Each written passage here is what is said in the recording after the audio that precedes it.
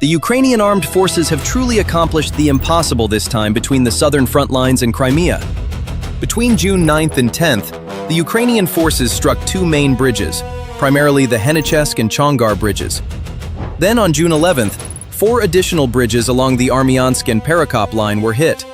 In other words, Kiev targeted a total of 6 bridges in just 48 hours. In such a short time, after these main arteries leading to Crimea were hit, traffic in the region has come to a complete standstill. The Russian army can no longer safely supply fuel or ammunition between the southern direction and the peninsula.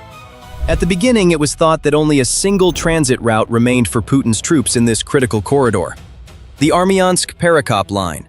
However, Ukraine cut off even this last route with an extraordinary and rare operation in order to completely isolate Crimea.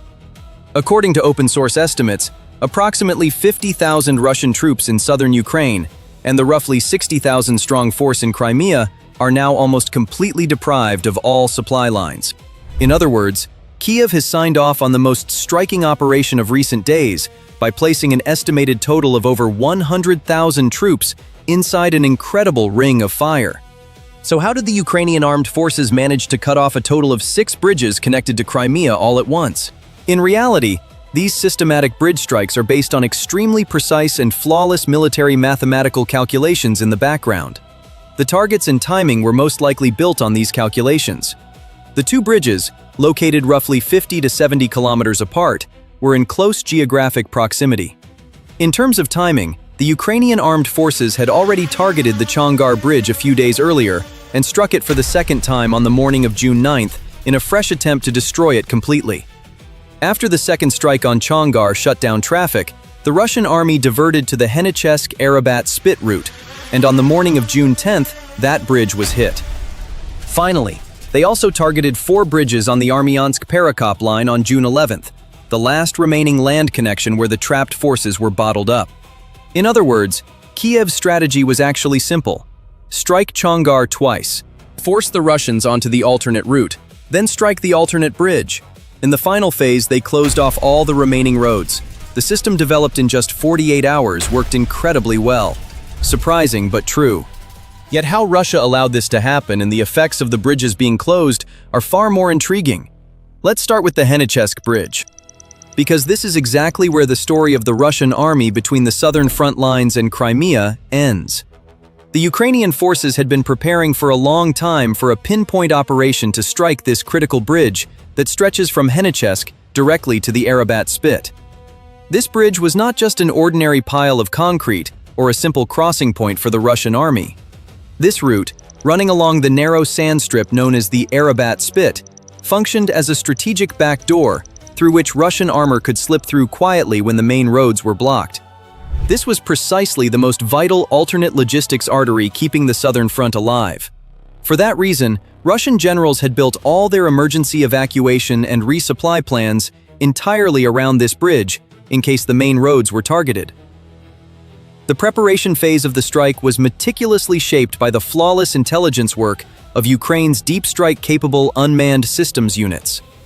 Special operations elements had recorded the Russian patrol schedules and guard rotation patterns in the area second by second via satellites for weeks before the attack.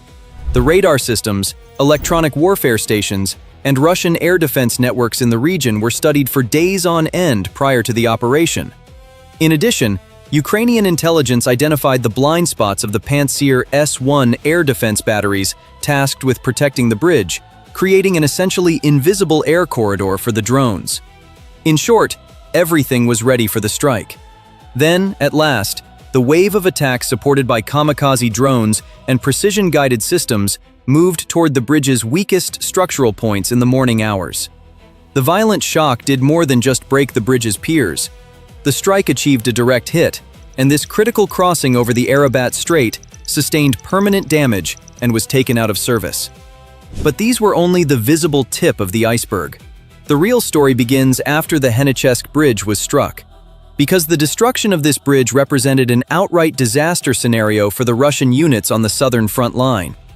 Large convoys carrying BM-21 Grad multiple launch rocket systems and S-300 air defense munitions, waiting to advance to the front, were turned into sitting ducks right in front of the destroyed bridge.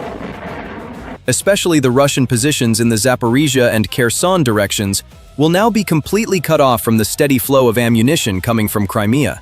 Moreover, Russian infantry engaged in heavy clashes with Ukrainian National Guard forces will no longer be able to move beyond radio announcements for the artillery support they need.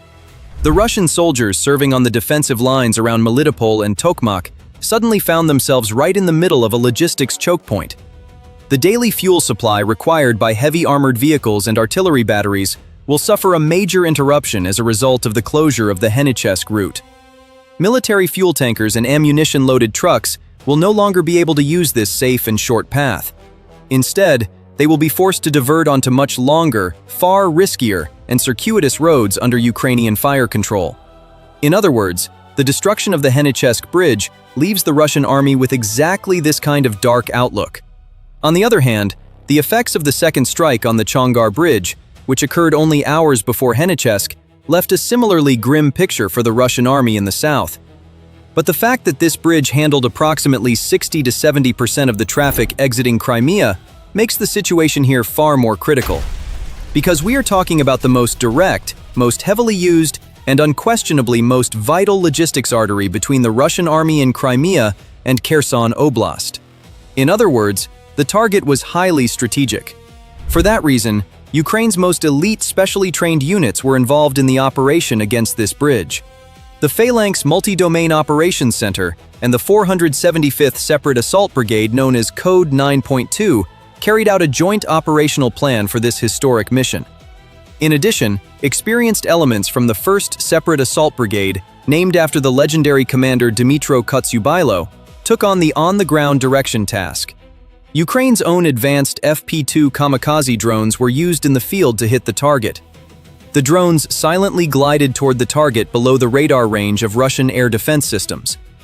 These unmanned systems, which skillfully manipulated electronic warfare frequencies, appeared on Russian radar screens only as wind ripples and remained undetected until the final second. The Russian radars and sensors on duty in the area detected this definite threat far too late. High-resolution images provided by the satellite imaging company Planet Labs revealed the massive impact marks in the middle section of the bridge to the world public in all their clarity. Following successive powerful explosions, the middle section of the bridge completely collapsed, and the structure was rendered irreversibly unusable. Russian military engineers panicked and rushed to build a makeshift pontoon crossing right beside the bridge. However, this pontoon bridge made of ramshackle pontoons is an extremely weak target that cannot even carry heavy tanks, let alone be walked on in windy weather. For that reason, this solution proved utterly insufficient for Putin's troops. In reality, the Russian army's efforts to restore transit over this bridge are completely normal, because far more devastating than how the strikes on the bridge were prepared or carried out are the effects they have produced. The complete removal of the Chongar bridge from the game has put the Russian army into a state of logistical paralysis in the southern region. Russian units such as the 37th Motorized Infantry Brigade, which were fed directly through this route and played a critical role on the southern front, were suddenly left without supplies. Not only the armored brigades, but also the Russian military police units responsible for maintaining order in the occupied areas have fallen into a fuel crisis. Artillery shells, tank spare parts, and soldier rations are no longer reaching the forward positions.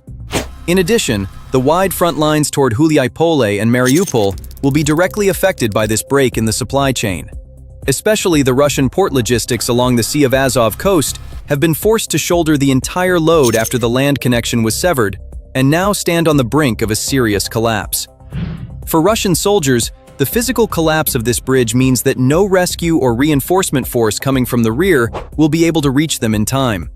Unit commanders at the front will now have to use their extremely limited ammunition stocks with extreme care. Russian battalions forced into static defensive positions have lost their maneuver capability and are essentially trapped waiting inside their trenches. This situation is entering military history as an extremely dramatic development that will fundamentally shake the overall resistance of the entire southern defensive line. As you can see, the successive strikes that rendered the Henichesk and Chongar bridges unusable have placed the Russian army in the most difficult position it has faced in a long time. Russian military convoys will no longer be able to enter the southern front lines as they wish. Ukrainian drones have already placed such traffic inside a drone attack envelope. Now, with these two bridges out of service, nighttime resupply operations look nearly impossible. The Russians have lost the majority of their connection points. So, does Putin have any chance of extracting his own army from this southern hell? Only a single land connection remained, passing through the Armiansk-Perekop line. This narrow transit corridor, stretching approximately 100 to 150 kilometers, had become the last hope for the 50,000 Russian troops in southern Ukraine and the 60,000-strong force in Crimea. The Perekop isthmus has been known throughout history as the narrowest and most critical gateway connecting Crimea to the mainland. This extremely narrow isthmus, whose width varies between only 5 and 7 kilometers, is a natural death trap where maneuvering is almost impossible. The region, which Russia has fortified since 2022 with dragon's teeth, anti-tank ditches, and multi-layered trench networks, was designed for infantry defense rather than logistics flow. However, even this last remaining exit gate that the Russians tried so hard to protect has now been closed by the latest strikes.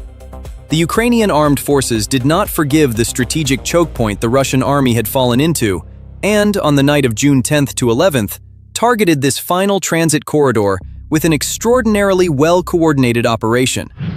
This large-scale attack wave, which began at midnight and continued until 4 o'clock in the morning, lasted a full 4 hours. Despite Russian air defense systems being fully active, Ukraine's FP-2 kamikaze drones slipped below radar range and reached their targets.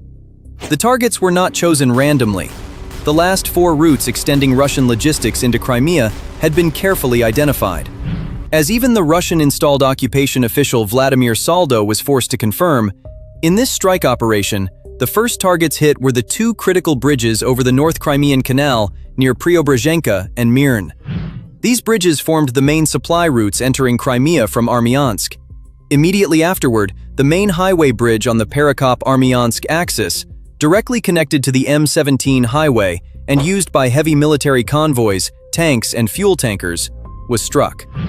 Finally, the alternate bridge near the settlement of Stavki, which served as a backup crossing in case of congestion, was destroyed. Thus, in just a few days, with the Chongar and Henichesk bridges, plus these 4 bridges in the Armiansk area, the total number of bridges targeted at the northern land entrances to Crimea rose to 6. Right now, the Crimean Peninsula is effectively turning into a region that is virtually on the verge of complete isolation in terms of military logistics. In that case, Russian logistics would become entirely dependent on the Kerch Bridge and capacity-insufficient sea ferries, which would amount to suicide in the Black Sea waters where naval drones roam freely. Because Ukraine's Sea Baby and Magura V-5 type unmanned surface vessels have already become a constant nightmare for the Russian Navy in the Black Sea, these high-speed, low-radar signature, explosive-laden naval drones were also the main actors in the previous Kerch Bridge attacks. With their successful strikes in 2023 and 2024, they had permanently reduced the bridge's carrying capacity. Now, by cutting off all logistic routes leading to Crimea, the Ukrainians could once again create a similar scenario. So, what advantages will the Ukrainian armed forces gain on the front lines after striking these 6 bridges? This point is actually among the most critical issues, with the potential to change the fate of the war. Because, by destroying these 6 vital bridges, the Ukrainian armed forces have achieved a very clear and decisive strategic success on the battlefield. The zeroing out of armored units' maneuver capability has completely removed the possibility of a Russian counterattack from the table. First of all, operational initiative on the Zaporizhia and Kherson fronts may begin to pass entirely into the hands of Ukrainian assault units. It is not impossible for Russian artillery fire on the front line to visibly thin out due to the ammunition shortage. This situation opens up safer areas of movement for Ukrainian infantry and mechanized units on the battlefield. In addition, Ukrainian pressure toward Melitopol can now advance in a far more effective, determined, and result-oriented manner. The Ukrainian National Guard has gained the chance to carry out a cleanup operation in the southern front as well, because the Russian defensive lines, deprived of the necessary logistical support, are becoming more fragile with each passing day. In other words, Kiev has now seized the chance to turn the course of the fighting in its favor. On the other hand, the Crimean Peninsula has entered the direct range and concrete targets of the Ukrainian armed forces for the first time in a very long while. This physical weakening in the old and strong land corridor extending to the peninsula is providing new operational routes for Ukrainian special forces. Kiev is no longer merely pressing the defensive line at the front, it is meticulously cutting the enemy's lifeblood in its own backyard. In reality, Kiev now has two different paths in front of it, and both are extremely dangerous for the Russian army. The first path is the possibility of establishing a full land corridor. This would mean seizing the Perekop isthmus with a classic ground assault. Theoretically possible, but in practice extremely high cost and risky. Because the Perekop's narrow choke point, only 5 to 7 kilometers wide, is a death trap filled with dense minefields. For Ukraine to cross this line would require crossing the Dnipro River or launching a major mechanized assault from southern Zaporizhia. Such an operation would risk the lives of thousands of troops and mean heavy losses in an area of dense Russian air defense. Therefore, the Ukrainian General Staff may currently be keeping this option in the background. The second and more realistic path is the logistics isolation and fire control strategy. The Ukrainian armed forces are already successfully implementing this. This approach makes it possible to effectively isolate Crimea from land routes without launching a major ground assault. If Ukraine takes this strategy one step further, it can establish fire control around Perekop. In other words, without physically destroying the crossing, it can keep every kind of military movement across it under constant pressure. In short, Kiev has not only destroyed these 6 bridges, it has taken the war all the way to Crimea. The exit gates for the Russian army on the front lines are now closing one by one. A completely different picture may emerge in the coming days. Ukraine may take steps that show the war both began in Crimea and could end there. So what do you think about this? We are waiting for your comments. To make long journeys more enjoyable, we also invite you to our Spotify where we present our video contents. Thank you for choosing us. Presented by TGN.